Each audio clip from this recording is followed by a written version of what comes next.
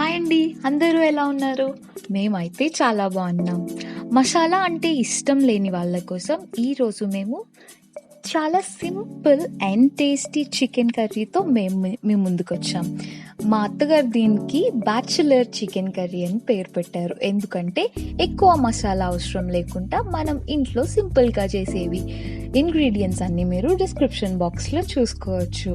So ఇంకెందుకు start చేద్దామా? First ఒక పాన్ తీసుకొని పాన్లో ఆయిల్ వేసుకోండి. కొంచెం ఎక్కువ ఆయిలే వేసుకోండి. ఆయిల్ వేడైన తర్వాత బిర్యానీ ఆకు, సాజీరా వేసుకోండి. బిర్యానీ ఆకు, సాజీరా కొంచెం ఫ్రై అవ్వగానే కట్ చేసి పెట్టుకున్న ఉల్లిపాయలు, పచ్చిమిరపకాయలు వేసుకొని ఫ్రై చేసుకోండి. సో నేను కొన్ని ఎక్కువ ఉల్లిపాయలు తీసుకున్నాను, ఎందుకంటే మంచి గ్రేవీ వస్తుంది అందుకని. సో ఉల్లిపాయలు, పచ్చిమిరపకాయలు కొంచెం వేగిన తర్వాత మనం మూత పెట్టుకొని దీన్ని పక్కన పెట్టుకుందాం. ఒక 5 minutes ఉల్లిపాయలు వేగేంత వరకు నేను మీకు చికెన్ ఎలా కడగాలో నేర్పిస్తాను. చికెన్ మనం నార్మల్గా కడిగిన తర్వాత బేసన్ కానీ గోధుమ పిండి కానీ వేసి మళ్ళీ చికెన్ని కలిపి దాన్ని వాటర్ కింద కడిగితే చికెన్కి బ్లడ్ ఏమాత్రం ఉండదండి.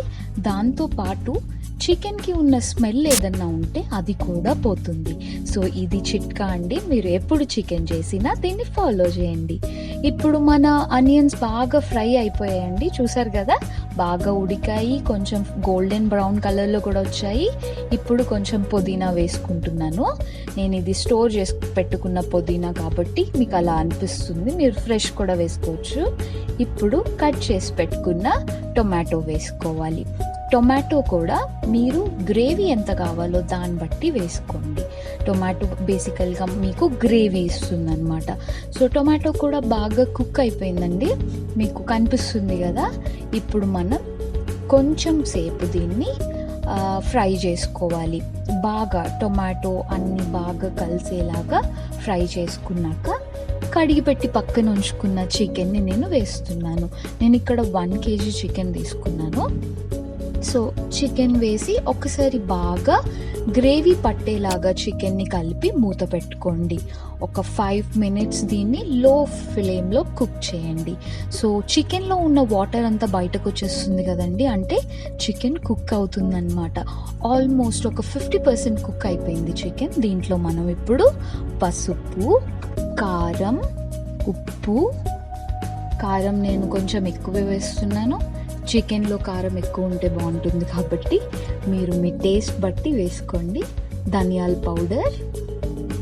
పౌడర్ కూడా కొంతమందికి నచ్చకపోతే ఏం పర్వాలేదు, ఎందుకంటే కారం ఒక్కటి చాలు చికెన్కి. కొంచెం ఉప్పు వేసిన తర్వాత దీన్ని బాగా కలపాలి. సో వాటర్ ఎక్కువ అవసరం లేదు, ఎందుకంటే చికెన్లో ఉన్న వాటరే సరిపోతుంది అండ్ చికెన్ త్వరగా కుక్ అవుతుంది. చికెన్ మటన్ లాగా కాదనమాట. ఇప్పుడు దీంట్లో నేను కొంచెం కర్డ్ వేస్తున్నా. పెరుగు కొంచెం గడ్డగా ఉంటే మీరు దాన్ని కొంచెం బాగా స్మూత్ వాటర్ లాగా చేసి వేయండి. ఇప్పుడు కుక్కర్ పెట్టానండి. కుక్కర్ పెట్టి 5 minutes తర్వాత, ఒక 5-10 minutes తర్వాత చూస్తే మన చికెన్ రెడీ.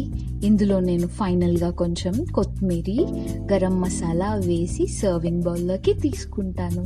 చూసారు కదా, చాలా టేస్టీగా ఉండే సింపుల్ చికెన్ రెసిపీ. మీరు కూడా ట్రై చేసి ఎలా ఉందో నాకు కామెంట్ సెక్షన్లో చెప్పండి. అండ్ మీకు మా వీడియో నచ్చినట్టయితే please subscribe to our channel. Thank you so much. Have a good day.